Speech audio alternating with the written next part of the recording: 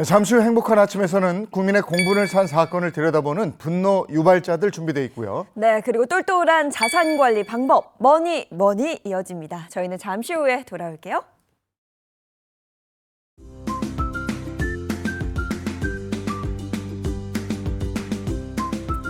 안녕하십니까. 행복한 아침 이재용입니다. 안녕하세요, 장예인입니다. 오늘은 1월 14일 화요일이고요. 저희가 분노 유발자들 할 건데 왜 운전하고 가실 때 우회전할 때 횡단보도 있으면 무조건 정지해야 된다는 거 정차했다가 가시는 거 알잖아요. 이게 법이 바뀐 지가 2년이 됐는데 아직도 그 횡단보도 사고가 끊임이 없습니다. 이거 왜 그런 건지 분노 유발자들에서 알아보겠습니다. 네, 그리고 이어지는 머니에서는요. 자식에게 재산을 물려주고 연금 생활하고 싶습니다. 라는 사연 준비했습니다. 과연 이게 가능할지, 별다른 문제는 없을지 잠시 후 머니에서 알아보도록 하겠습니다. 자, 화요일 행복한 아침 본격적으로 시작합니다.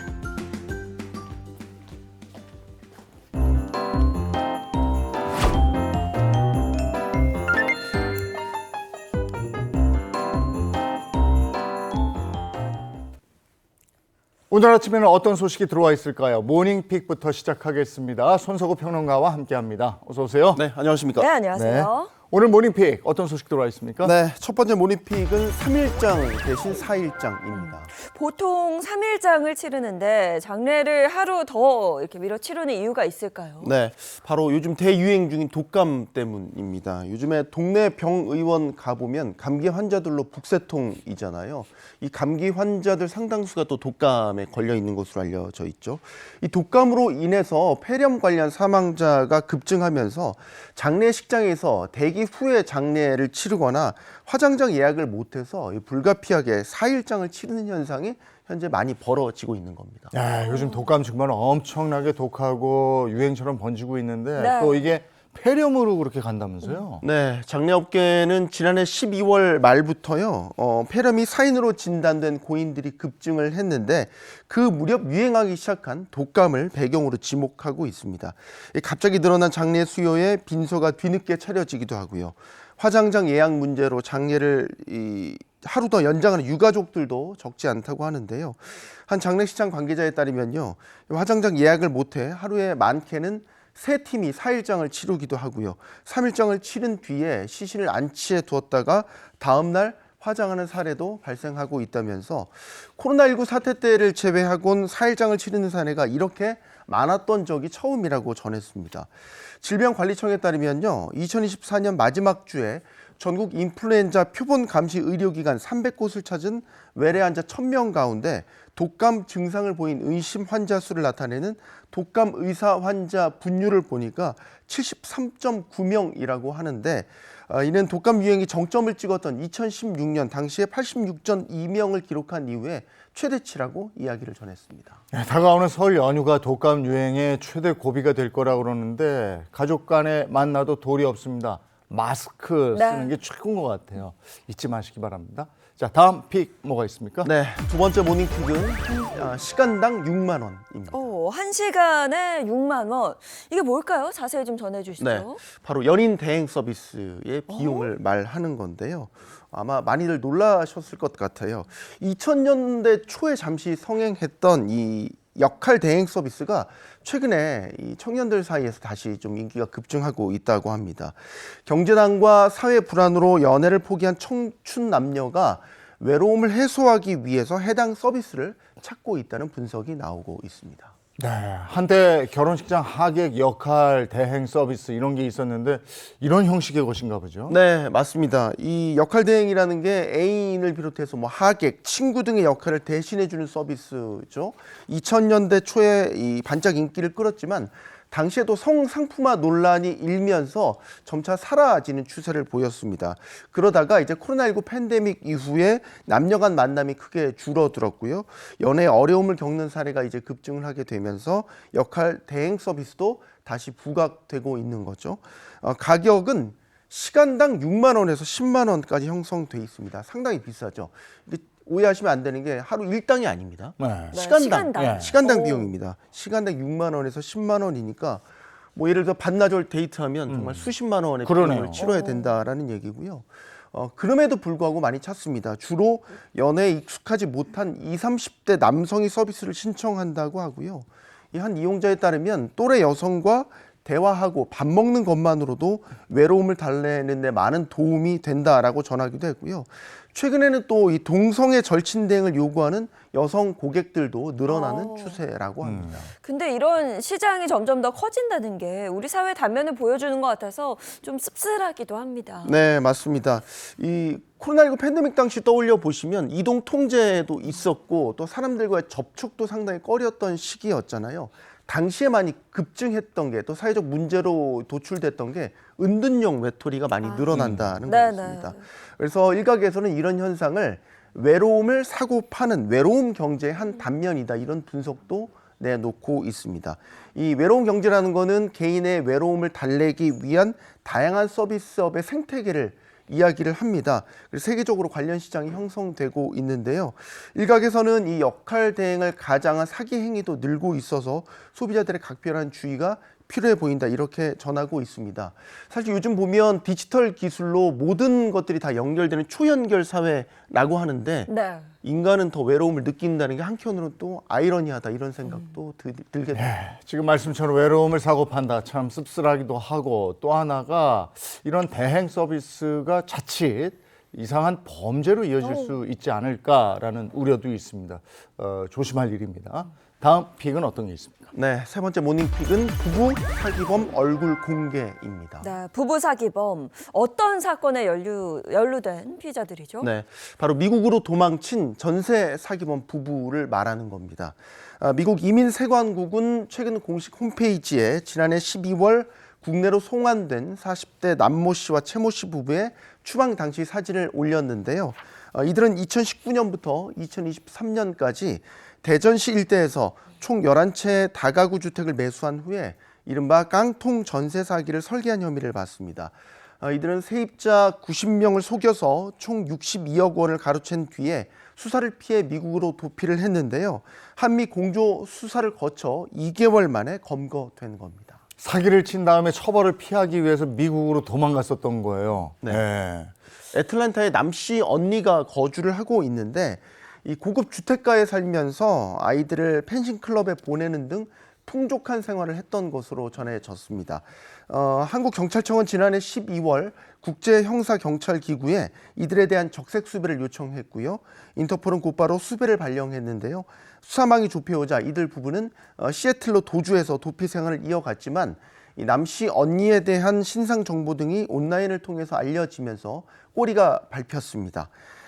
이후 연방이민법원은 이들 부부에게 지난해 11월 자진 출국 명령을 내렸고 부부는 지난달 한국으로 송환됐습니다.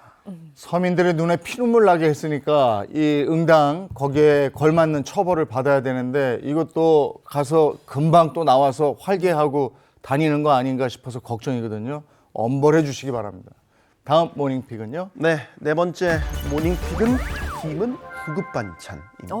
근데 짭조름한 김은 저도 참 좋아하는 반찬이고 무엇보다 가격이 좀 부담스럽지 않아서 국민 반찬으로 많은 분들이 좋아하시는데 지금 김이 고급 반찬이라고 하셨거든요. 네, 요즘 유행하는 말이 김값이 금값이다, 이런 말 유행하거든요. 채소와 과일값에 이어서 김값도 지금 크게 오르고 있습니다. 한국농산식품유통공사에 따르면요, 마른 김 10장의 소매 가격 1,562원입니다. 그래서 장당 150원을 돌파했는데 이게 전통시장 가격이고요. 마트는 더 비쌉니다. 장당 200원꼴로 현재 치솟았습니다. 이는 1년 전보다 49%, 평년보다는 67%나 오른 가격입니다.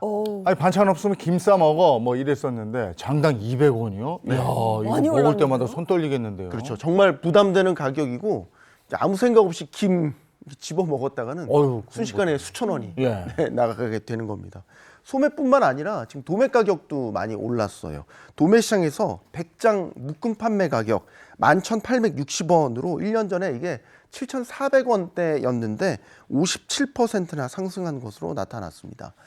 김 수출 수요가 크게 늘었고 이에 따라서 김 재고가 감소하면서 월 평균 가격을 보면 지난해 1월부터 11개월 연속 오르고 있고요. 또 계단식으로 가격이 오르고 있습니다. 지난해 7월에 1,300원을 넘더니 12월에는 1,400원으로 올라섰고요. 이달 들어서는 또 1,500원대까지 올라선 것입니다. 그 요즘 김밥도 제가 한번 사다가 깜짝 놀랐거든요. 아. 김밥 값도 굉장히 많이 올랐는데 왜 이렇게 올랐는지 알 것 같습니다.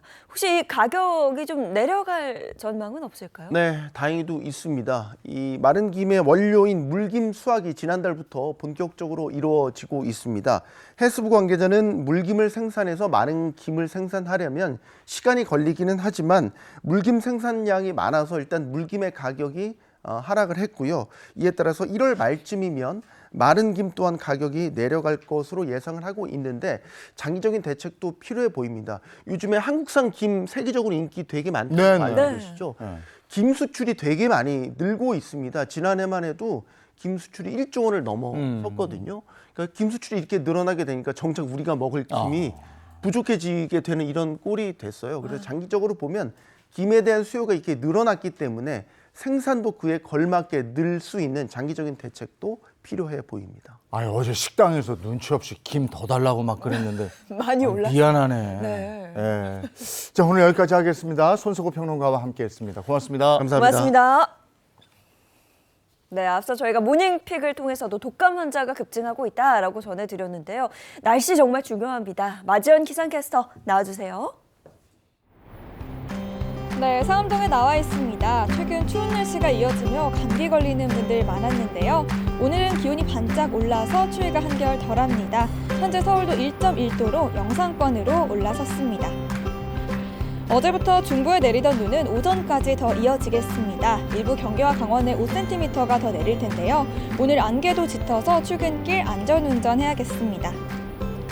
추위 대신 미세먼지가 기승을 부리고 있습니다. 오늘 전국 대부분 지역에서 공기질이 탁할 텐데요. 호흡기 약하신 분들은 마스크 챙겨주시기 바랍니다. 자세한 지역별 낮 기온 보겠습니다. 오늘 서울은 6도, 광주는 10도까지 오르겠고요. 평년 기온을 크게 웃돌면서 심한 추위 걱정은 없겠습니다. 다만 밤부터는 다시 찬 공기가 유입되겠습니다. 내일 서울의 아침 기온 영하 6도, 체감 온도는 영하 10도 선까지 떨어지겠고요. 한낮에도 종일 영하권에 머물면서 춥겠습니다. 한편 동해안의 건조특보는 계속되고 있습니다. 바람도 강해서 큰 불이 나기 쉬우니까요. 산불 등 화재 사고 유의하셔야겠습니다. 지금까지 날씨 전해드렸습니다.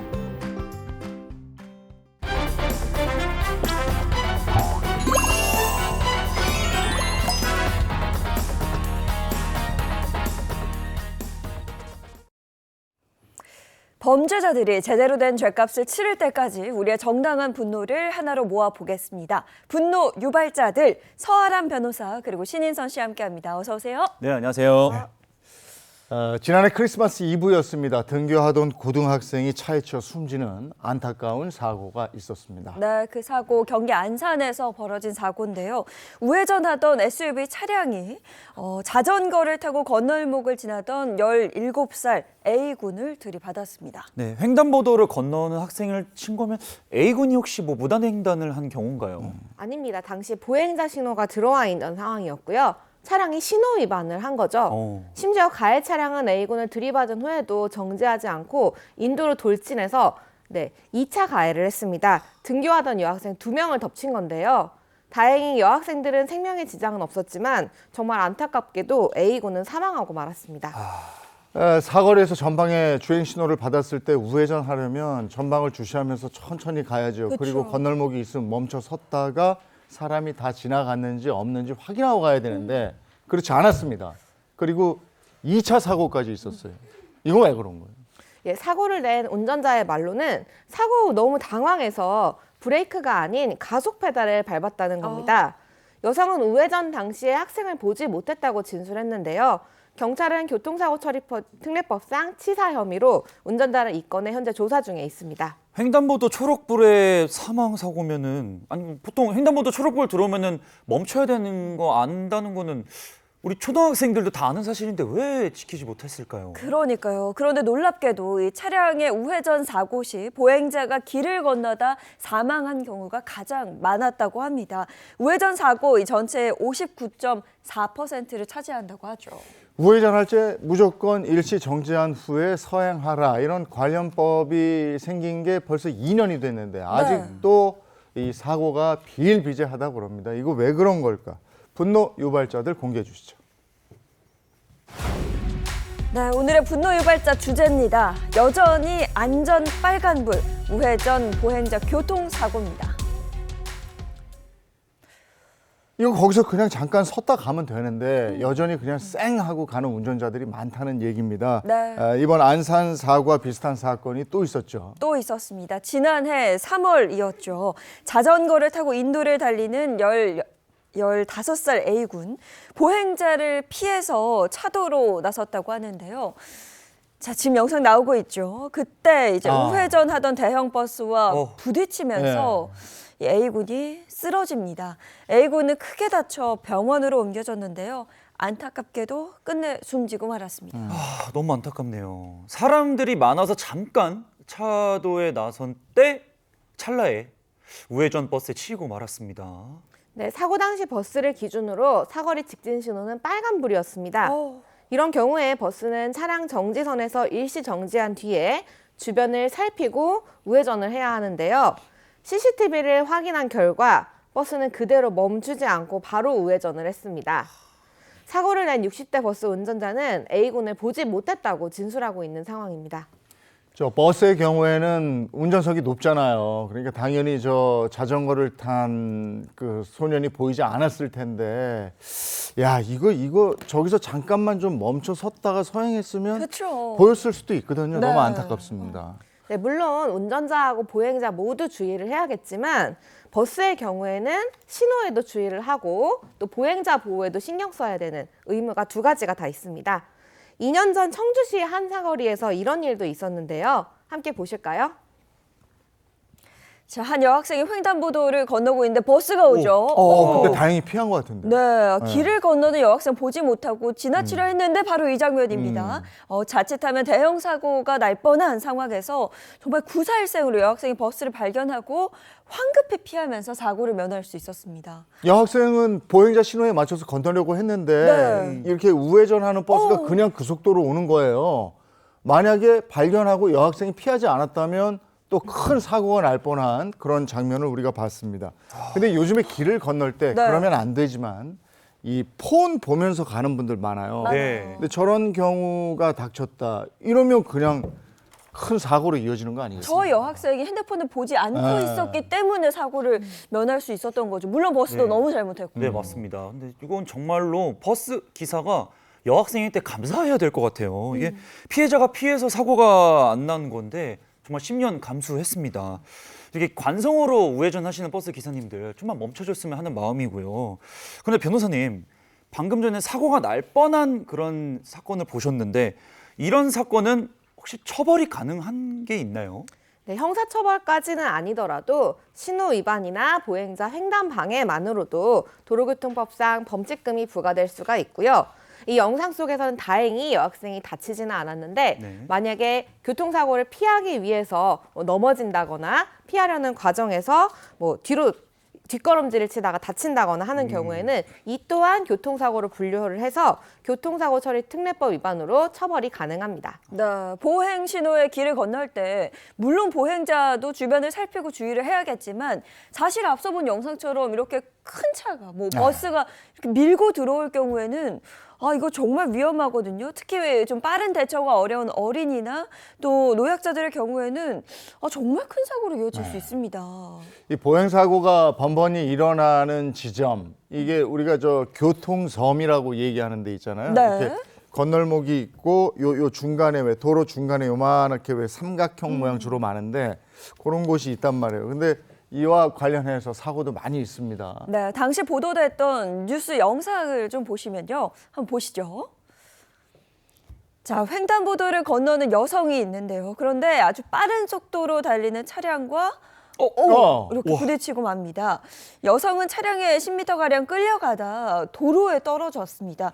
우회전하던 SUV 차량에 치인 70대 여성 보행자, 병원으로 옮겨졌지만 결국 숨지고 말았습니다. 저렇게 되어 있는 곳이 서울 시내만 해도 굉장히 많거든요.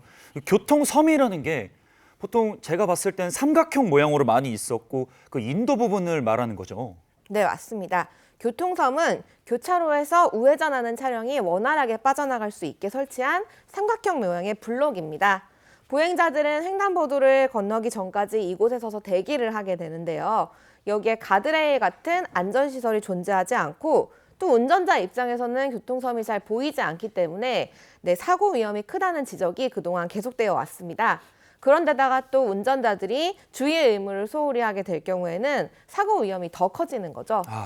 교통섬과 연결된 저 횡단보도 지금도 보시고 있습니다만은 저기에는 이렇게 짧아요. 네. 그래서 신호등이 없죠. 네. 그러니까 언제라든지 사람들이 건너다니라고 저렇게 한 거예요. 왼쪽 오른쪽 이렇게 보고 건넌단 말이죠. 근데 저렇게 그냥 불쑥 가버리면 큰 사고 나죠. 저 잘 지키셔야죠, 저기서는. 예, 맞습니다. 교통섬 앞에는 정지선이 설치돼 있어서 운전자는 정차 후 통행 여부를 확인한 뒤에 통과를 해야 하지만 이 운전자는 우회전 시 일시정지 신호를 지키지 않았고요. 또 사고 당시 놀라서 브레이크 대신에 가속 페달을 밟았다고 진술했습니다. 네, 그런데 보행자를 미처 보지 못한 우회전 사고도 있거든요. 그런 교통사고에 대해서는 어떤 처벌이 내려질까요? 네, 물론 고의로 낸 사고는 아니지만 사람이 사망했는데도 집행유예에 그치는 경우가 많았습니다. 2019년 수원에서 시내버스를 몰던 중 우회전하다가 횡단보도를 건너던 60대 여성을 치어 숨지게 한 버스기사 A씨는 기소된 후에 금고 1년에 집행유예 2년의 판결을 받았고요. 2018년 수원시의 한 교차로에서 광역버스를 몰고 우회전하다가 자전거를 타고 횡단보도를 지나던 8세 여아를 들이받아 숨지게 한 버스기사 B씨 또한 금고 6월에 집행유예 2년을 선고받았습니다. 그리고 또 지난 23년 횡단보도를 건너던 20대 여성을 미처 발견하지 못하고 들이받아 사고를 낸 레미콘 기사에게도 금고 6개월에 집행유예 1년이 선고되었습니다. 이거 지금 이야기를 보니까 피해자가 사망을 다 했거든요. 그런데 다 집행유예 판결이 나왔네요. 네, 보통 이제 범행을 반성하고 있고 유족과 합의했다 이런 이유로 집행유예 판결이 내려지는데요. 물론 고의 사고는 아니었긴 하지만 합의만 하면 집행유예가 나온다라는 일종의 공식이 만들어져 버려서 이것이 운전자들의 도덕적 해이를 부추기는 게 아닌가라는 지적이 있습니다.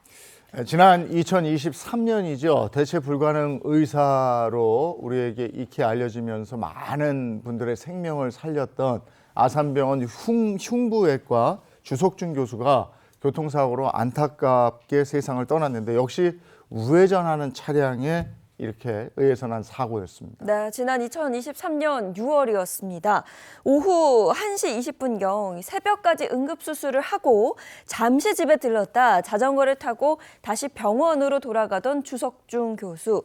우회전하던 덤프트럭에 치여 숨졌습니다. 당시 트럭 운전기사는 교통신호를 위반하지는 않았고요. 사고 당시 횡단보도 신호도 빨간불이었던 것으로 알려졌습니다. 네, 검찰은 덤프트럭의 경우 사각지대가 많고 위험성이 크고 또 일반 차량보다는 전방좌우 주시 의무가 높게 요구된다고 하면서 이를 소홀히 해서 결국 피해자를 사망하게 하는 사고를 일으켰다라고 하면서 정식 기소를 했다고 밝혔는데요. 작년 8월에 1심 결과가 나왔습니다. 교통사고처리특례법 위반 치사 혐의로 기소된 60대 후반 남성 트럭기사. 금고 1년에 집행유예 2년형을 받았습니다. 네, 정말 판에 박힌 듯 똑같이 집행유예가 나왔는데요. 덤프트럭 지나가면 무섭잖아요. 어른들도 무서운데 어린 아이들이나 노약자분들 얼마나 무섭겠습니까? 2021년에도 덤프트럭 사고가 있었죠. 이때 어린이가 먼저 세상을 떠났습니다. 네. 당시에 주말 축구 교실을 마치고 성당으로 향하던 11살 어린이인데 횡단보도를 거느렸다가 우회전하던 트럭에 사고를 당하고 말았습니다. 이 사고로 아이는 현장에서 숨지고 말았고 이 당시에 국민들의 공분을 샀죠. 저도 아이를 키우는 부모 입장에서 정말 가슴이 아픕니다. 횡단보도에 초록불이 깜빡이기 시작하면 충분히 건널 수 있다고 막 빨리 건너려고 뛰는 경우가 있잖아요. 아마 이 아이 역시 그런 상황이었던 것 같아요. 그런데 문제는 그 당시 지역이 대규모 재건축이 이루어지면서 공사 현장이 많이 있었고 다니는 공사 차량들도 많이 있는 상황이었습니다.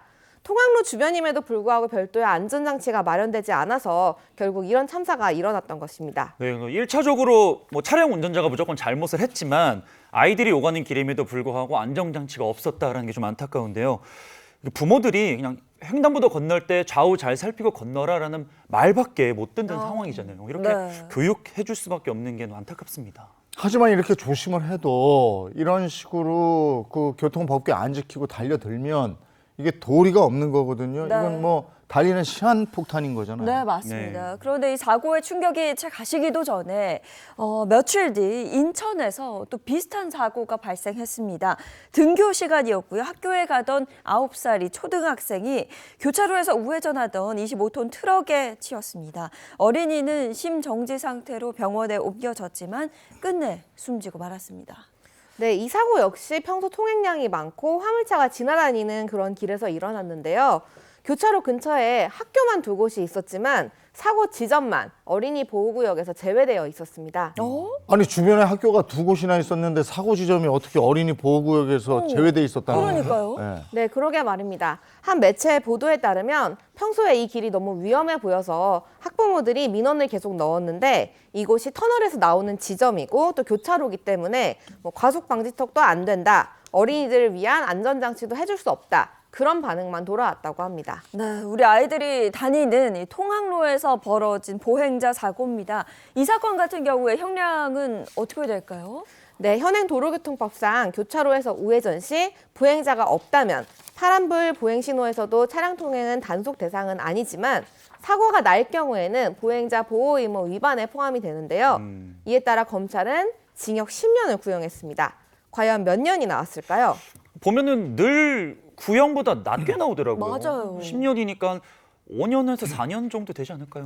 네, 아닙니다. 낮아도 한참 낮게 나왔는데요. 네? 운전자는 집행유예로 풀려났습니다. 아유. 당시 운전자는 앞을 잘 살피지 못했다고 진술을 했는데요. 법원은 이에 대해서 피고인이 자백하고 또 반성하고 있고 사고 지점이 초등학교 부근이긴 하지만 어린이 보호구역은 또 아니고 또 종합보험에 가입되어 있는 점, 유족과 합의된 점을 전부 고려했다고 밝혔습니다. 근데 아무리 실수라고 해도 아이가 사망을 했는데 집행유예는 너무 아닌 거 아닙니까? 이게 그러니까 기본적으로 실형이 안 나오는 사고군요. 이게 다 네. 집행유예인데 그 앞서 창원 덤프트럭 우회전 사고로 동생을 잃은 유가족이 국민청원을 올렸다고 합니다. 네, 맞습니다. 횡단보도 보행 중 우회전 이 차량 주행 사망 사고를 막기 위해서 더욱 강한 이 법률 제정을 요청드린다라는 제목으로 이 청원을 올린 건데요. 유족 측은 동생이 하늘나라로 떠난 후 다시는 이런 일이 일어나지 않기를 바랬지만 인천에서 이 초등학생의 똑같은 사망 사고가 발생했다면서 강력한 법 제정을 요구했습니다. 자, 관련해서 조금 더 보시면요. 그러면서 신호 위반, 또 횡단보도 앞 정지 의무 위반, 사망사고 등에 대한 지난 2년간 판례를 보면 대부분 집행유예로 끝이 났다며 솜방망이 처벌의 결과는 이번 사망사고를 초래했고 앞으로도 똑같은 결과가 반복될 것이라고 우려했습니다. 네, 맞습니다. 아무래도 외국에 비해서 우리나라의 관련 법 형량이 낮지 않은가라는 생각이 드는데요. 2019년 미국 텍사스 주에서는 트럭을 몰다가 브레이크가 고장나서 수십 명을 들이받고 또 4명을 사망시킨 교통사고 사건이 있었습니다. 이 사건에서 주 법원이 젊은 트럭 운전기사에게 선고한 형량이 무려 110년형이었습니다. 네, 우리나라에서는 찾아볼 수 없는 매우 무거운 형인데요. 심지어 형량이 너무 무겁다고 다른 곳도 아닌 검찰청에서 항소를 했다고 합니다. 검찰이 항소를 이게 더 무거운 벌을 달라고 이렇게 항소하는 경우는 봤어도 검찰이 이렇게 검찰 감형을 위한 항소는 처음 보는 것 같아요. 네, 이게 이제 미국의 특성 때문인데요. 여러 개의 죄명이 있으면 그중 가장 무거운 죄를 기준으로 형을 정하는 것이 우리나라 법제인데 미국 같은 경우는 각 죄명마다 형량을 정한 다음에 이것을 합산해서 최종형을 정하게 됩니다. 그런 특성상 이런 엄청난 형이 나온 것인데요. 물론 극단적인 사례이긴 하지만 우리나라가 형량이 낮은 편인 것은 확실하고 국민의 법감정에 따라서 좀 상향할 필요가 있다고 생각됩니다. 네. 아까 사고가 난 곳도 그 어린이 보호구역이 아니었어요. 근데 어린이 보호구역, 우리가 스쿨존이라고 부르는 이곳에서도 이 우회전 보행자 사고가 그렇게 빈번하게 일어납니다. 2023년에 일어난 조은결 군 사망 사건 한번 얘기 나눠봤었는데 이 사고도 우회전하던 차량에 의해서 난 사고였어요. 네, 그렇습니다. 이 당시 초록불이던 차량 신호가 황색으로 바뀌자 멈춰야 할 버스가 그대로 속도를 내서 달립니다. 하지만 보행 신호를 기다리던 아이들 초록불로 바뀌자마자 길을 건넜고요. 결국 멈추지 않고 우회전하던 버스에 사고가 나고 말았습니다. 근데 영상에서 신호가 황색으로 바뀌었는데 저 거리에서 횡단보도까지 저렇게 밟은 거잖아요. 그 어린이 보호구역 아닙니까? 맞아요. 네. 근데 오히려 속도를 더 낸 거죠. 네. 네, 심지어 이곳은 우회전 신호가 있는 곳이었습니다. 보행 신호가 켜지면 우회전 신호등은 적색으로 바뀌는데 이를 무시하고 정차하지 않고 계속 진행을 한 겁니다. 당시 운전자는 어린이 보호구역 치사상죄, 즉 민식이법이 적용되어서 1심에서 징역 6년을 선고받았는데요. 재판부는 피고인이 신호를 준수하고 횡단보도 앞 일시 정지 등 보행자 보호 의무만 지켰어도 이 사고를 피할 수 있었던 것으로 매우 죄질이 좋지 않다고 하면서 이로 인해 7세 아이는 꿈을 펼쳐보기도 전에 비극적으로 생을 마감해 부모와 유가족이 입은 충격과 고통의 크기를 감히 헤아리기조차 어렵다라고 판시했습니다. 지금까지 우회전 사망 사고가 나왔어도 다 집행유예를 받았었는데 이 경우에는 스쿨존이기 때문에 그나마 실형이 나온 것 같습니다. 황색불로 바뀌니까 훅 간 거죠. 네. 근데 그때 초록불로 바로 바뀌니까 아이들은 초록불로 바뀌면 확 뛰어나가는 아이들도 있고 이렇잖아요. 이러다가 이제 사고가 난 건데 유족들은 항소했다고요. 네, 맞습니다. 하지만 2심 재판부는 역시 1심과 같은 형량인 6년형을 선고했는데요. 유족 입장을 생각하면 6년형이 너무 가벼워서 화가 나지만 평균적인 선고형을 생각하면 오히려 많이 나온 것이라는 게 더 기가 막힙니다. 네. 민식이법이 시행된 후 사망 사건이 약 4건 정도 처벌이 됐는데요. 이 중에는 고작 2년형에 그쳤던 사례도 있었습니다. 네. 이 우회전 무정차 보행 사고를 보면요. 대부분 버스나 트럭 이렇게 높은 차들이 많단 말이에요. 그리고 피해자들은 유독 어린이들이 많아요. 그 이유가 뭘까요? 트럭의 경우에는 지면에서 운전석까지 높이가 무려 3.1m나 되고요. 높다 보니까 바로 옆 아래쪽이 잘 안 보입니다. 위에서 봤을 때 승용차의 사각지대가 한 30도 정도라고 알려져 있는데 트럭의 경우 그 4배인 120도 정도의 사각지대가 생겨서 바로 옆에 있는 보행자도 잘 안 보인다는 거죠. 어린애들 같은 경우에는 더 체구가 작고 보이지 않기 때문에 더 세심한 주의가 필요합니다. 우회전 시 일단 정지를 하는 운전 습관이 제대로 잡혀있지 않기 때문에 이런 사고가 빈발하는 것으로 생각됩니다. 네, 우회전 시 발생하는 사고 정말 안타깝습니다. 누리꾼들의 반응은 어떤가요? 네, 누리꾼들은요. 귀한 아이들이 계속 똑같은 사고로 아까운 생명을 잃는다. 이런 사고는 숨진 학생만 불안한 게 아닙니다. 그 가족 전체를 죽인 거나 다름없습니다. 비효율적인 교통 시스템을 바꿔라 등과 같은 반응을 보여주셨습니다. 비효율적인 교통 시스템을 바꿔라. 횡단보도의 위치도 지적이 나왔는데요. 네. 바로 붙어 있다는 거죠. 그래서 그걸 조금만 밀어놓으면 좀 이런 사고가 덜하지 않을까 네. 이런 생각이 들기도 해요. 네, 우선 뭐 1차적인 문제는 당연히 우회전할 때 일시정지, 그 멈추지 않은 운전자들에게 있는 것도 맞지만 시스템 문제도 간과할 수는 없거든요. 차량이 우회전을 하자마자 바로 횡단보도가 있으니까 지금 방금 말씀 주신 것처럼 이렇게 사고로 이어지기가 좀 쉬운 것 같습니다. 네, 말씀해 주셨듯이 횡단보도가 교차로에서 10m만 떨어져 있다고 하면 우회전하자마자 차량과 보행자가 충돌하는 사고는 막을 수 있거든요. 그래서 교차로에 횡단보도를 설치하는 경우 교차로의 가장자리로부터 충분한 이격거리를 둘 수 있게 법령을 개정하면 보행자의 사고 예방에 큰 도움이 될 것 같습니다. 앞으로도 교차로 횡단보도를 간격을 두고 설치하는 방안이 실천되면 더 좋을 것 같고요. 실제로 최근 성수역 인근 횡단보도를 10m가량 우측으로 이동한 사례가 있는 만큼 조금씩 바꿔가면서 사고를 예방하면 좋을 것 같습니다. 네, 근데 아직까지도 우회전을 할 때 어떻게 해야 할지 모르는 분들이 굉장히 많은 것 같아요. 네, 맞습니다. 그렇다면 전 국민이 알 때까지 또 알려드려야죠. 네, 한번 체크를 해보겠습니다. 변호사님. 네. 내가 교차로에 있다고 할 때 네. 진행차로의 신호가 초록불이고 횡단보도 역시 초록불이면 어떻게 해야 할까요? 아니 횡단보도가 초록불이면 당연히 정지를 해야죠. 그렇죠. 네. 초록불이니까. 네, 맞습니다. 보행자가 건너거나 건너려고 하거나 어쨌든 간에 당연히 일시 정지를 해야겠죠. 그러다가 보행자가 다 건너고 없을 때 서행하면 이제 운전하면 되고요. 그렇다면 만약 진행차로 신호가 빨간불이고 보행자가 없을 때는 어떻게 하면 될까요? 빨간불이기도 하고 보행자도 없고 그러면 뭐 평소처럼 서행을 할까요? 아닙니다. 이 경우에도 일시 정지 후에 우회전을 해야 합니다. 진행차로 신호가 빨간불일 때 무조건 정지다. 이걸 명심하시면 되고요. 만약에 진행차로 신호가 초록불이고 보행자가 없는 상황에서는 인선 씨 말씀하신 대로 서행하면서 지나가시면 됩니다. 네.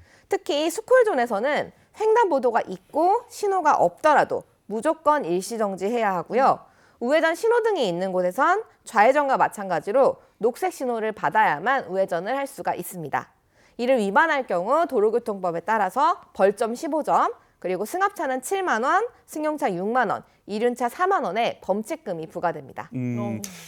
궁금한 게 있는데 변호사님, 제가 운전자예요. 네. 근데 말씀하신 것처럼 일시 정지도 했고 불도 다 제 마음대로 딱 들어왔습니다. 이제 들어갑니다. 그런데 운전자 입장에서 아무 문제가 없었는데 멈췄다가 딱 출발하려고 하는데 옆에서 누가 딱 끼어들어서 사고가 납니다. 이런 경우에는 운전자의 잘못일까요? 네, 그런 경우 많죠. 특히 초록불이 이제 깜빡깜빡 전멸할 경우에 빨리 건너려고 막 뛰어가는 경우가 있는데요. 네. 관련된 영상이 있어서 준비해봤습니다. 함께 보시죠. 네, 차량이 교차로를 지나가려고 하고 있습니다. 정지선 앞에서 일단 정지 잘했습니다. 근데 보행자가 다 지나간 뒤에 우회전을 하는데 지금 보시는 것처럼 갑자기 뛰어온 보행자 부딪히는 사고가 발생했습니다. 아니 분명히 내가 지나갈 때는 잘 멈추고 잘 했어요. 근데 그쵸. 막 사람도 없었는데 가려고 하는데 훅 뛰어났다. 야, 이런 경우에도 차량 과실입니까? 네, 누구 잘못일까요? 이거는 보행자가 이미 그렇죠. 없어서 멈췄고 천천히 가고 있었는데 뛰어든 거니까 보행자 잘못 네. 아닐까요? 그래도 신호 위반입니다. 네, 법원에서는 교차로나 횡단보도 인근에서는 갑자기 뛰어드는 사람이 있을 수 있다는 것까지 예측하면서 운전을 해야 된다라고 판단하고 있습니다. 그냥 파란불이 끝날 때까지 일단 정지하는 게 가장 안전한 방법입니다. 근데 예전에는 저렇게 횡단보도 초록불인데도 빨리 우회전하라고 빵빵대는 사람 되게 많았는데 요즘은 그나마 좀 덜한 것 같긴 합니다. 근데 제 개인적인 경험에도 그럼에도 불구하고 뒤에서 빵빵거리는 운전자분들이 계세요. 네, 무시하셔야죠. 내가 옳은 거니까. 그러다가 사고가 나면 내 책임이니까요. 네, 저도 얼마 전에 그런 경험이 있어서 저는 그냥 막진 않았지만 귀를 그냥 닫았어요. 사고 나면 뒷차가 책임질 거 아니니까 그냥 저는 신호 끝날 때까지 그냥 멈춰서 기다리거든요. 아니 이런 것도 하도 빵빵거려서 내가 가다가 사고 나면 이 뒷차까지 같이 책임지게 하는 법이 있어야 되는 거 아니에요? 그러니까요. 아니, 아까 그건 그랬는데. 정말 1분 빨리 가려다가 참 사람 큰일 나거든요. 네. 모두 조심하고 좀 배려하고 이래야 되겠습니다. 네, 중요한 부분입니다. 자, 지난 2023년 한 해 교통사고 사망자 10명 가운데 이 3명은 보행 중에 사망한 것으로 나타났고요. 특히 우회전 차량에 의한 사망자 수는 1년 새 8.6%나 급증했다고 합니다. 최근 5년간 이 우회전 교통사고 발생 건수 현황을 좀 보시면요. 매년 18,000여 건이 발생하고 있다라고 합니다. 네, 2022년 7월 도로교통법이 개정됐고요. 이후 2023년 1월에 규정이 한 차례 더 됐는데 통계를 보면 이 23년 우회전 교통사고 건수는 2022년과 비슷하게 계속 줄어들지 않고 발생하고 있습니다. 교통사고 건수가 줄어들지 않는다는 거는 현재의 처벌이 운전자들에게 전혀 경종을 울리지 못하고 있다는 뜻이기도 합니다. 양형 기준 전체를 조금 더 높게 조정할 필요가 있어 보입니다. 네, 처벌을 강하게 해서 경각심을 높인다. 이것도 맞는 얘기고요. 또 하나는 아까 그 시스템적으로 좀 보완을 해야 된다. 네, 네. 아까 화면 그림에서 봤겠지만 그 사거리에서 보면 바로 우회전하는데 바로 횡단보도 붙어 있거든요. 그렇죠. 요걸 좀 한 10m래로 좀 이격시켜 달라 이거고 또 다른 건 뭐가 있습니까? 네, 최근 과천시에서는요, 전국 최초로 영상식 우회전 차량 보행자 경고 시스템을 운영한다고 밝혔는데요.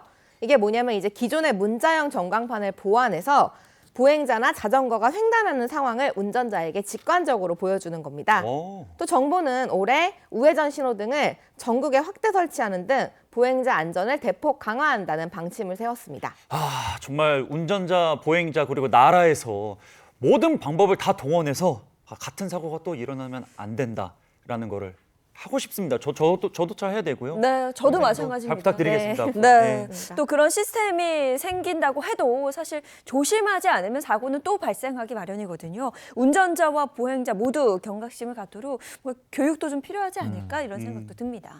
네, 우회전 교통사고로 인한 보행자 사고는 1차적으로는 운전자가 보행자 보호 의무를 지키지 않아 발생하는 것이기 때문에 일단 운전자가 교차로에서 일단 정지하는 운전 습관을 갖는 것이 가장 중요하고요. 이 무서운 사고가 나에게도 또 내 소중한 가족에게도 일어날 수 있기 때문에 우리 모두가 더 안전한 도로를 만들기 위해서 힘을 합쳐야겠습니다. 운전대를 잡고 서둘지 않으면 돼요. 네. 그런데 운전대 잡으면 왜 이렇게 서둘러? 빨리 가서 뭐 하시려고요? 조금만 그래 봐야 한 5분 안쪽이거든. 그렇죠. 그죠? 조금 더 여유를 가지고 이 운전을 하시면 좋겠습니다. 서아람 변호사와 함께했습니다. 고맙습니다. 고맙습니다.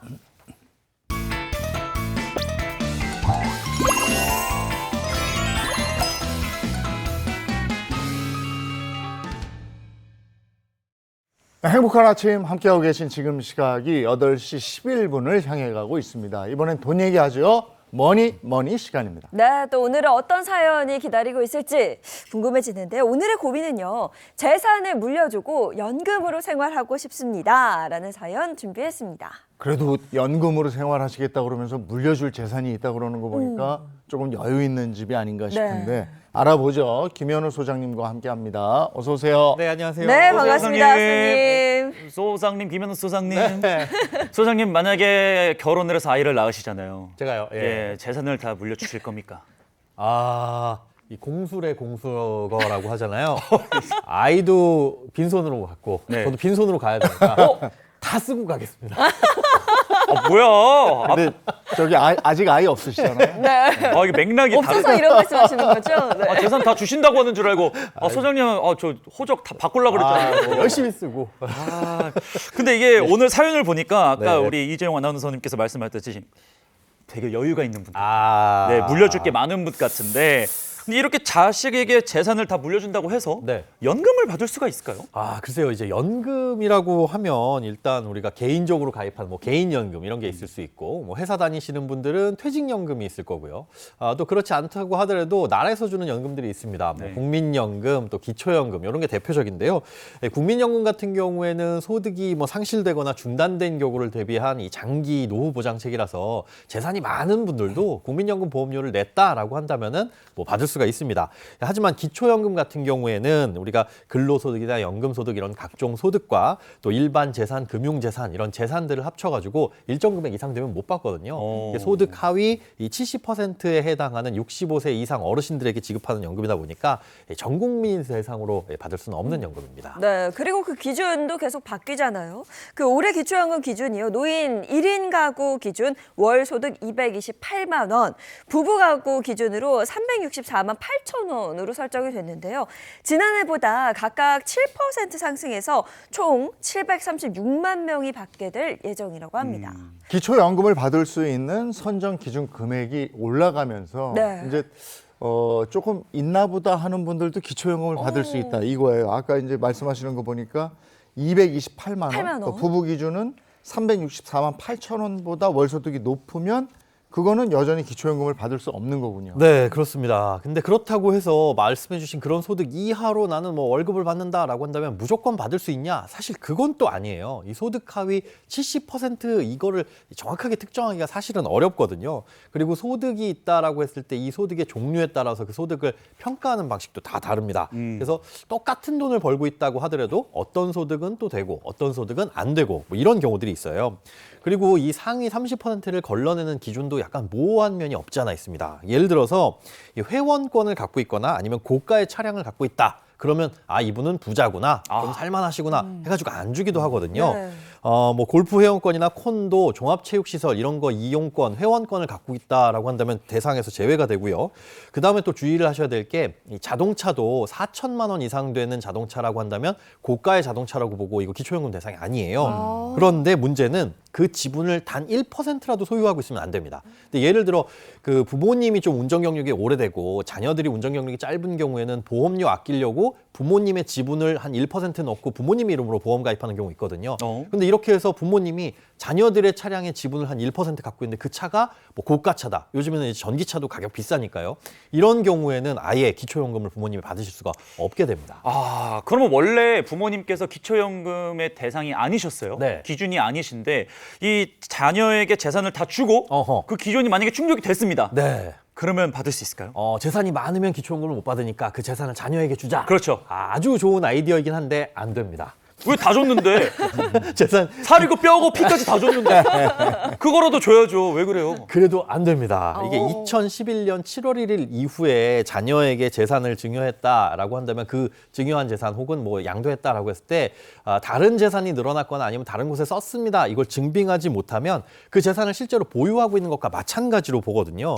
그리고 시간이 흐르면은 자연적으로 뭐 소비 금액을 정해가지고 조금씩 재산이 줄어든다 이렇게 평가를 하긴 하는데 자녀한테 증여를 해줬다라고 하더라도 일단 원칙적으로는 그분에게 재산이 있다라고 보는 겁니다. 네. 실제로 어떤 노부부가 이 기초연금 받기 위해서 신청을 했는데 계속 이제 안 된다고 하니까 본인이 갖고 계신 이 자산 때문인가 해서 그 자산을 자녀에게 이전을 해줬어요. 증여를 해줬는데 그럼에도 불구하고 기초연금을 받을 수가 없었습니다.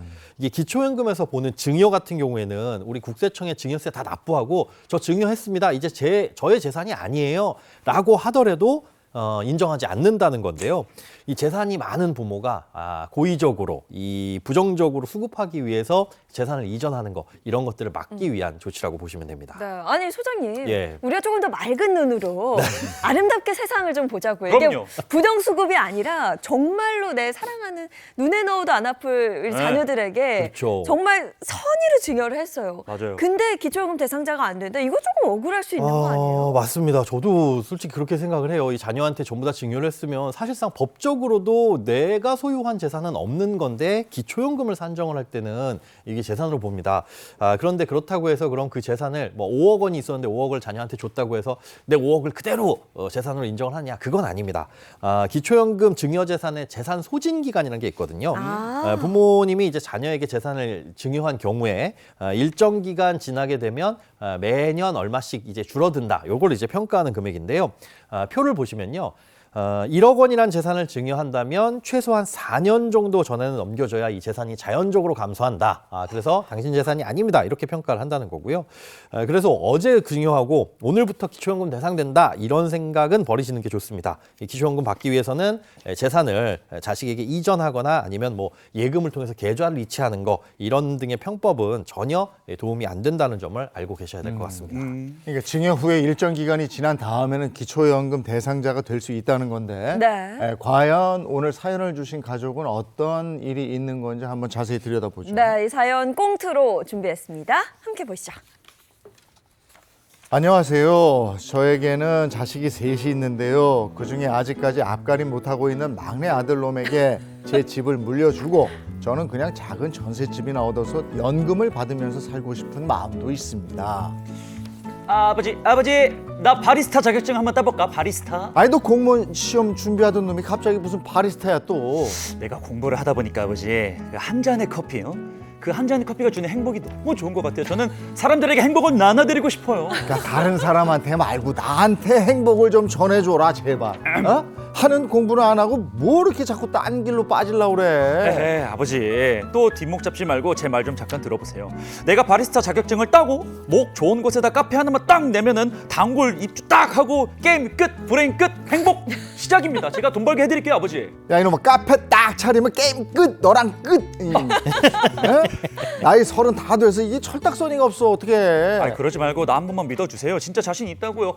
공부는 내 체질이 아닌 것 같아. 내 적성이 아니야. 장사 체질인 것 같아요, 아빠. 너 어디 가서 물어봐라. 장사가 쉽나 공부가 쉽나. 공부가 제일 쉬웠어요. 너 그 말 몰라? 아버지 언제적 얘기를 하시는 거예요, 진짜. 진짜 한 칸짜리라도 좋으니까 저 카페 하나만 얻어드세요. 진짜 잘할 자신 있다니까요. 아휴, 자식이 아니고 왼수입니다, 왼수. 평생 골머리 썩느니 일찌감치 줄 거 주고 잘 살아라 이러고 싶은데 저런 정신머리로 다 탕진해 버릴까 봐 걱정도 됩니다.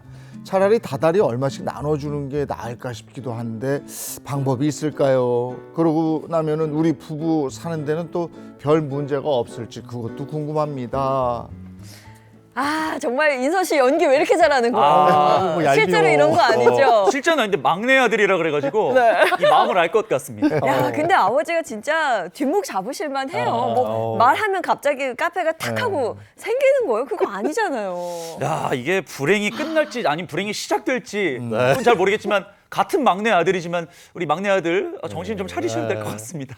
정리를 해보자면 자식이 셋 있단 말이에요. 네. 출가를 했는지 어쩐지 모르지만 하여간 막내 아들 때문에 골치 아파요. 네. 공무원 준비하고 있는데 그걸로 봐서는 이제 미혼인 것 같고 카페 차려달라는데 네. 도피죠, 도피. 공부하다가 그냥 안 되니까. 그렇죠. 이래가지고 그게 잘 되겠습니까? 그러면서 뭐 장사가 체질이야 하는데 아, 장사 해본 아니죠, 적도 아니죠. 없거든요. 맞아요. 아, 그런데도 아버지 이제 겉으로는 뒷목을 잡으시면서 지금 속으로는 정말 고민이 되시는 것 같아요. 집을 미리 물려줄까? 이런 생각을 하고 계세요. 마음이 또 여리신 것 같아요. 그렇죠. 아버지만큼은 정말 겉바속촉. 아들 입장에서 츤데레신데 네. 자식 걱정해 주는 건 역시 부모님밖에 없지 않나 그런 생각이 들어요. 그런데 이제 문제는요. 이 댁에 등장하지는 않았지만 지금 자녀가 3명 있다라는 거잖아요. 그중에 이제 아픈 손가락 막내 아들을 좀 챙겨주고 싶으시다라는 건데 저는 살짝 좀 걱정이 됩니다.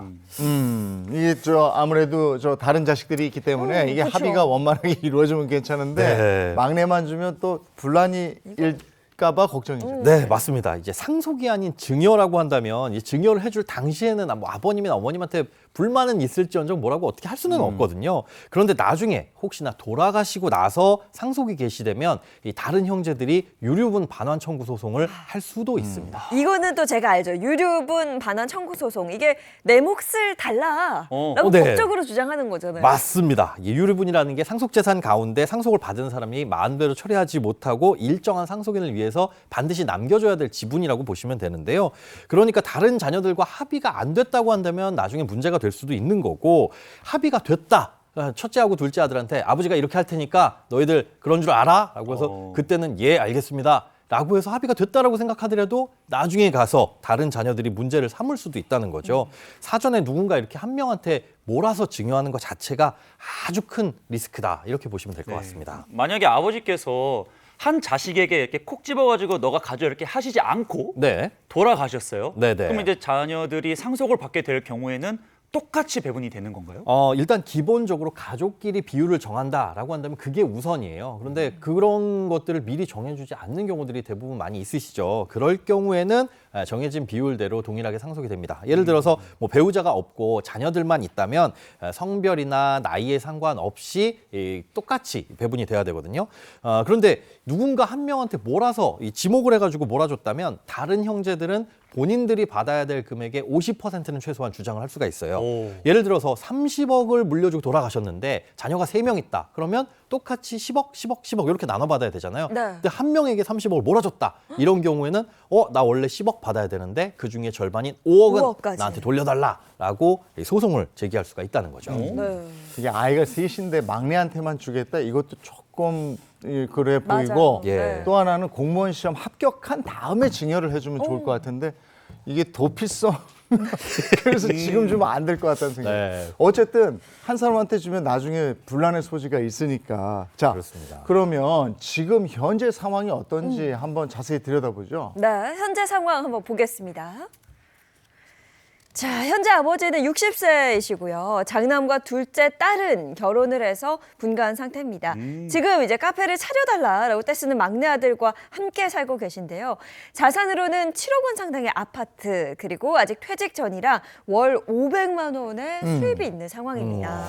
7억 아파트 이걸 막내에게 준다. 일단은 증여란 말이에요. 네. 그럼 그렇죠. 증여세가 이게 만만치가 않을 것 같은데. 그렇죠. 야, 이거 지금 카페 차려달라고 하는 거 보면은 집을 줄 게 아니라 집을 팔아서 떼어서 줘야 될 것 같은데 예. 이거 현금으로 증여할 때도 세금은 똑같습니까? 네, 부동산으로 증여하든 뭐 현금으로 증여하든 증여세는 똑같습니다. 만약에 7억 원 주택을 증여를 해준다라고 한다면은 한 1억 3,500만 원 정도의 증여세가 나오고요. 그 기한 내에 성실히 증여세를 신고하면 3%의 세금을 깎아줍니다. 그러니까 실질적으로 증여세는 1억 3,095만 원이 될 겁니다. 이게 소장님 근데 이게 네. 증여세는 증여하는 사람이 내는 아. 거잖아요. 근데 아버지는 7억짜리 집 주고 세금 1억 3천만 원 내야 되는 상황인데 이중으로 돈이 나가면 이거 너무 출혈 아닙니까? 사실 증여세는 증여를 받는 사람이 내야 돼서 네. 그 증여세 낼 것까지 아버지가 물려주시면 그에 대한 세금도 또 나오거든요. 그러니까 자녀가 이거에 대해서 돈을 물려받으면 그 중에서 세금 내고 하게 되면은 사실은 굉장히 손해입니다. 근데 그것뿐만이 아니라 증여세뿐만 아니라 또 내야 될 게 있습니다. 또 내야 될 거는 뭐예요, 소장님? 이걸 현금으로 증여했다면 제가 앞서 말씀드린 그 세금을 내면 되지만 만약에 부동산으로 증여를 하게 되면 그 부동산을 취득하는 게 되잖아요. 취득세. 그렇습니다. 취득세를 내야 되는데 증여 취득세는 기본적으로 3.5%입니다. 그런데 만약에 이게 조정 대상 지역이다, 규제 지역이다라고 한다면 3억 원 이상의 주택을 증여할 때는 12%가 적용돼서 무려 8,400만 원의 취득세가 아니 직업이 없어서 카페 차려달라고 그러고 돈벌이가 없는데 그럼 취득세 몇 천만 원이 있을 리가 없고 그렇죠. 이건 또 고스란히 아버지가 감당해야 되는 돈이잖아요. 네, 또 이게 부담되겠죠. 7억을 준다고 해서 끝나는 게 아닙니다. 7억짜리 집을 주고 보니까 증여세 1억 3천만 원 넘게 내고 취득세 최고 8,400만 원까지 있는 건데 그러니까 이제 9억 원 가량의 자산이 빠져나가는 거거든요. 네, 그렇죠. 제가 이 막내 아드님을 연기를 했지만 죄송합니다. 네. 사과하세요. 네. 네, 아들이 공무원 공부하다가 그냥 카페 하나 차려볼까 장사가 체질이라 하셨는데 에이. 이 장사 체질인 분들은 이런 거 다 알고 계시거든요. 제 카페를 제대로 운영하실지 걱정이 많이 됩니다. 네. 아니 카페 이거 계획 차근차근 세워서 카페가 얼마나 많습니까? 맞아요. 이거 정말 공부보다 어려울 수 있어요. 하여간 저 공무원 된 다음에 주세요. 그리고 이거 큰 재산 한꺼번에 주는 거 이거 아니라고 보는 거예요. 네, 그래서 이 아버지도 그 부분을 이제 걱정을 하신 겁니다. 다 탕진해 버릴까 봐. 그러니까 줬는데 그냥 다 써버릴까 봐 이것도 겁난다 이렇게 얘기를 하신 거거든요. 어허. 그래서 전 드는 생각이 차라리 그냥 적금처럼 네. 다달이 그냥 조금씩 도와주는 건 어떨까 싶거든요. 실제로 좋은 아이디어입니다. 이렇게 부모님이 자녀에게 일정 금액을 한 번에 몰아주는 게 아니라 연금 형식으로 다달이 얼마, 뭐 1년에 얼마 이렇게 증여를 해주게 되면 세금 부담도 줄일 수 있는데요. 1억 원을 예를 들어 증여를 해준다. 그런데 1억 원을 자녀한테 증여했다가 이 자녀가 이걸 홀랑 써버리거나 아니면은 뭐 어떻게 잘못될까 봐 걱정을 하실 수도 있겠죠. 근데 이런 경우에 1억 원을 한꺼번에 주는 게 아니라 뭐 10년에 걸쳐서 1년에 1,000만 원씩 나눠서 준다라고 한다면 이게 또 답이 될 수가 있습니다. 네, 매년 1,000만 원씩 증여할 때마다 증여 신고를 계속 해야 되는 거 아닙니까? 사실은 원칙은 그런데요. 그러면 상당히 번거롭죠. 그리고 그렇죠. 1년에 1,000만 원을 주면 모를까? 뭐 예를 들어 한 달에 100만 원씩 준다 그러면 매달 뭐 세무서에 가지고 신고해야 되잖아요. 근데 이럴 때 활용할 수 있는 게 바로 유기정기금 방식을 활용하는 겁니다. 이거 좀 생소한데 유기정기금 증여가 뭐예요? 이게 연도별로 증액할 금액에 대해서 이 남은 증여 기간을 고려해가지고 이 증여 재산을 평가하는 거거든요. 그러니까 총 1억 원을 주기는 하지만 그 1억 원을 다시 재산을 평가를 하는 겁니다. 가치를. 예를 들어 지금의 1,000만 원과 10년 뒤에 1,000만 원, 이 가치를 비교를 해봤을 때 이거 어떨까요? 당연히 다르죠. 10년 뒤에는 물가가 당연히 더 오를 거니까 그렇죠. 1,000만 원에 대한 가치는 더 떨어지겠죠. 맞습니다. 그래서 당장 받을 1,000만 원보다 1년 뒤, 2년 뒤, 3년 뒤, 그리고 10년 뒤 이 1,000만 원의 가치는 점점 떨어지게 되어 있거든요. 이걸 고려해서 재산가액을 평가하고 그거에 대해서 세금을 내는 방식입니다. 이 방식이 좋은 게 그럼 1년 뒤, 2년 뒤, 3년 뒤의 재산을 어떻게 보냐? 3%씩 할인을 받을 수 있는 건데요. 이 화면을 보면서 자세하게 설명을 드릴게요. 자, 예를 들어 매년 1,000만 원씩 10년 동안 증여를 한다면 1년 차에 증여하는 재산은 지금 가치인 1,000만 원 그대로 되겠죠. 이건 그대로 평가를 하고 2년 차, 내년에 증여하는 재산은 3% 할인을 해줍니다. 그러니까 1,000만 원에서 3% 할인하면 970만 원이 될 거고요. 2년 차에는 970만 원의 3%를 또 할인을 하고 점점 이렇게 내려가는 거죠. 와. 그래서 3년, 4년 쭉 내려가다가 10년 차에는 실제로 766만 4천 원, 이 1,000만 원의 가치가 이렇게 떨어진 걸로 보고 계산을 하는 겁니다. 실제로 매년 1,000만 원씩을 증여했지만 예. 이 증여 세에 매기는 부분에서 그렇게 할인을 해가지고 세율을 매긴다. 맞습니다. 좋은데요? 실제로 만약에 1억 원을 지급하게 되면 이 1억 원에 대해서 세금을 내야 되겠지만 이렇게 1년에 1,000만 원씩 쭉 한 10년에 걸쳐서 내게 되면 이 재산가액을 다 합쳤을 때 8,786만 원으로 평가가 되거든요. 그럼 이거에 대해서만 이 세금을 한꺼번에 납부를 하면 된다는 거죠. 이걸 신고하는 방법은 일단 매년 혹은 매월 얼마를 주겠다라는 증여 계약서를 쓰고요. 최초에 증여를 해줄 때 그러면 10년 동안 혹은 20년 동안 이만큼을 증여하게 됩니다라는 금액에 대해서 세금 신고를 하고 그 세금을 내면 되는 겁니다. 그러니까 앞서 말씀드린 대로 1억 원을 증여해 주긴 하겠지만 8,786만 원을 증여해 줍니다라고 신고를 하고 이에 대한 세금을 한꺼번에 내면 되는 거죠. 야, 이게 이렇게 했을 때 증여세를 얼마나 절약할 수 있는 거죠? 우리가 성인 자녀한테 증여를 해줄 때는 5천만 원까지는 세금을 안 내도 되잖아요. 네. 그러니까 8,786만 원을 증여해줘도 5천만 원 빼게 되면 나머지 금액에 대한 세금만 378만 6천 원 이렇게 내면 되거든요. 1억 원을 한꺼번에 증여할 때는 500만 원 정도의 세금을 내야 되는데 이거에 비해서 120만 원 넘는 세금을 아낄 수가 있는 거고 이게 금액이 커지면 커질수록 절약할 수 있는 세금은 훨씬 더 커지게 되는 네. 거예요. 네. 근데 소장님 저 궁금한 게 있어요. 이제 최초의 증여 신고를 하면서 네. 증여세를 내야 한다고 하셨잖아요. 처음에 내야죠. 근데 이게 몇 년 주고 이제 자식이 사고를 친 거예요. 나 더 이상 너는 못 주겠다. 너 정신 차려라 하면서 아이고. 증여를 그만두겠다고 할 수도 있는 거잖아요. 네. 이럴 경우에도 어떻게 좀 돌려주나요? 어떻게? 세금을 미리 다 냈는데 네. 안타깝지만 돌려받을 수가 없습니다. 이거 증여를 안 하는데 증여세를 내야 된다. 오히려. 맞습니다. 이게 미리 약속을 하고 국세청에다가 얘기하고 그걸 이제 국세청에서 계산해서 알겠습니다. 요만큼만 세금 내세요 하고 편의를 봐줬는데 이 개인 사정으로 중간에 뭐 못 주겠다. 그러니까 세금 돌려주세요. 이거는 안 된다는 거죠.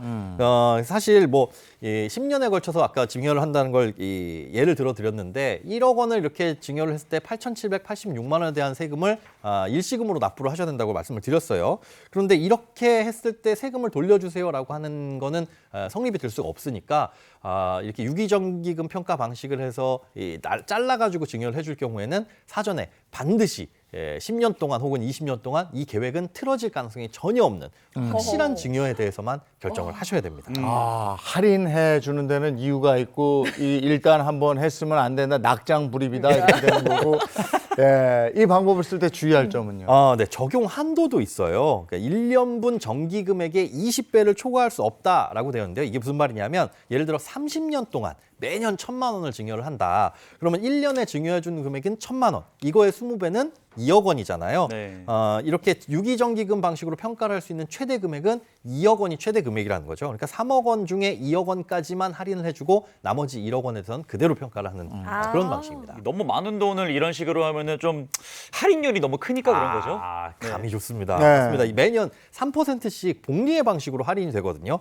그러다 보니까 한도를 두지 않으면 이 할인되는 금액이 굉장히 커져요. 예를 들어 어떤 부자가 계신데 매년 1억 원씩 50년 동안 와. 1억씩 딱딱딱딱 해서 50억 원을 증여를 해주겠다. 이걸 이 방식으로 계산하면 대략 26억 원 정도, 한 절반 수준으로 세금도 굉장히 줄어들죠. 이런 거 그래서 20배까지만 된다라고 생각을 하시면 되고 앞서 이렇게 설명은 드렸지만 계산 방식이 되게 복잡하잖아요. 그러니까 실제로 이 방식을 이용할 때는 세무 전문가에게 조언을 구하시는 게 좋고요.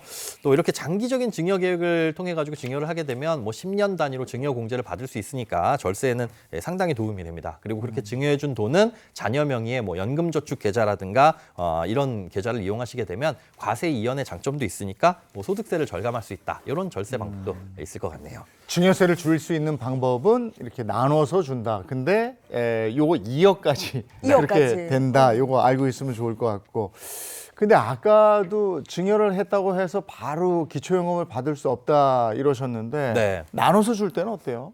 나눠서 줄 때도 사실 마찬가지입니다. 재산을 나눠줄 경우에는 실제로 내가 갖고 있는 재산이 있잖아요. 그냥 1억 원을 10년에 걸쳐서 나눠준다라고 했을 때 올해만 1,000만 원이 줄어들고 그 내년에 또 1,000만 원 줄어들고 그러니까 실제로 감소하는 재산 금액은 사실상 없다라고 볼 수가 있습니다. 그러니까 재산 보유한 것과 똑같다라고 보고 이분이 뭐 기초연금 받는 데는 큰 영향을 못 미치게 되는 거죠.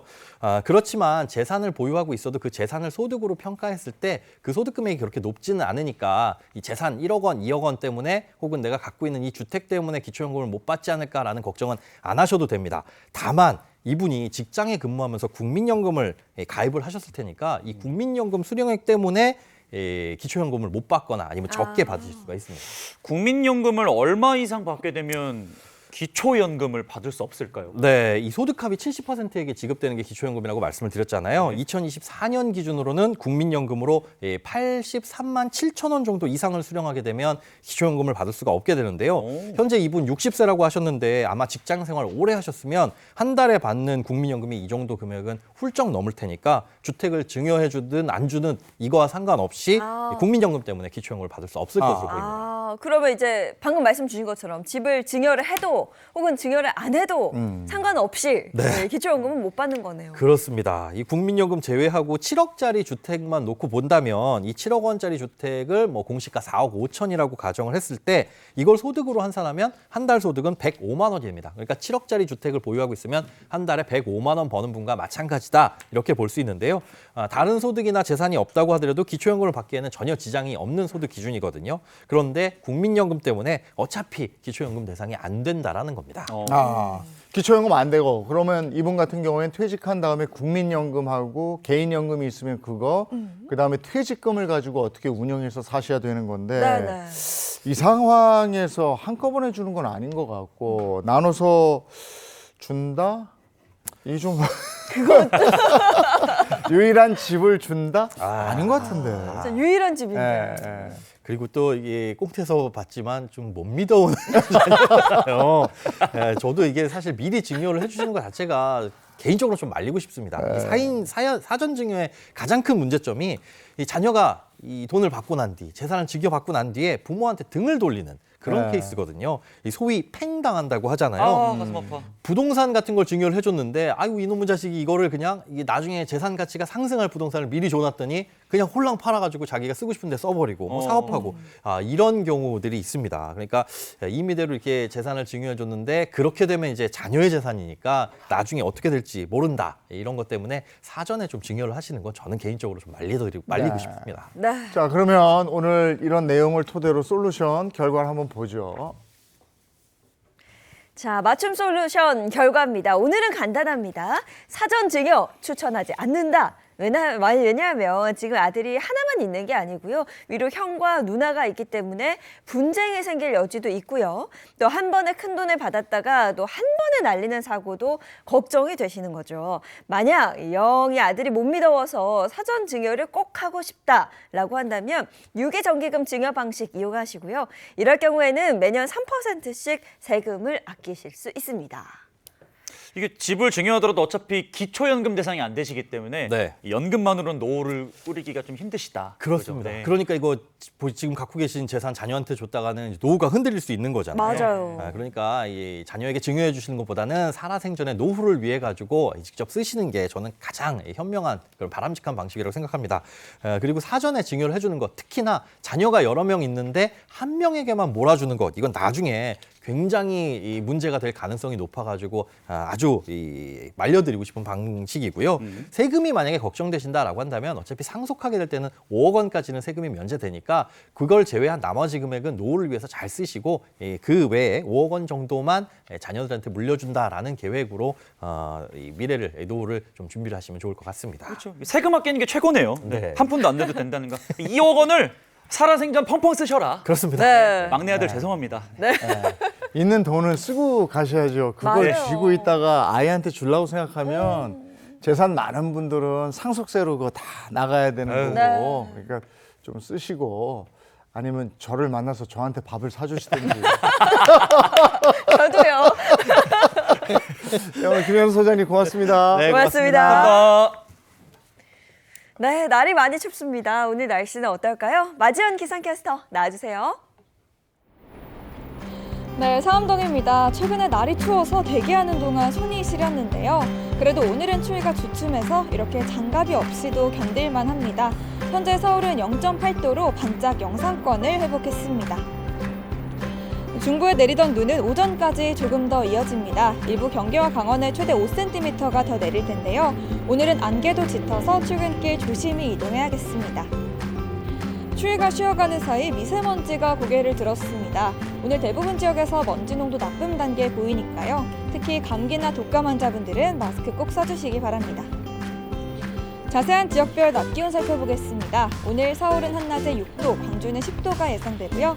평년 기온을 웃돌면서 큰 추위 걱정은 없겠습니다. 다만 밤부터는 다시 찬 공기가 유입되겠습니다. 내일 서울의 아침 기온 영하 6도, 체감 온도는 영하 10도가 예상되고요. 한낮에도 종일 영하권이라 오늘보단 따뜻하게 입어야겠습니다. 네, 한편 동해안은 건조특보가 계속되고 있습니다. 건조한 겨울철에 바람도 강해서 화재 위험이 큰데요. 잔악계나 불조심 꼭 기억해야겠습니다. 지금까지 날씨였습니다. 날이 별로 안 춥습니다. 그래도 비가 오고 날이 흐리고 이러면요 몸이 으슬으슬해요. 네, 저는 너무 춥던데요. 날이 안 춥긴요. 그래도 겨울은 겨울입니다. 요즘 뭐 감기 환자도 많으니까 옷차림 정말 따뜻하게 하시고요. 저는 아직까지도 목도리나 장갑은 껴야 네, 그래야 따뜻하더라고요. 건강 잘 챙기시기 바랍니다. 좋은 하루 보내시고요. 저희는 내일 아침 7시 30분에 돌아올게요. 행복한 아침, 행복한 하루 되십시오. 고맙습니다. 고맙습니다. 즐거운 오아시스 Play the next channel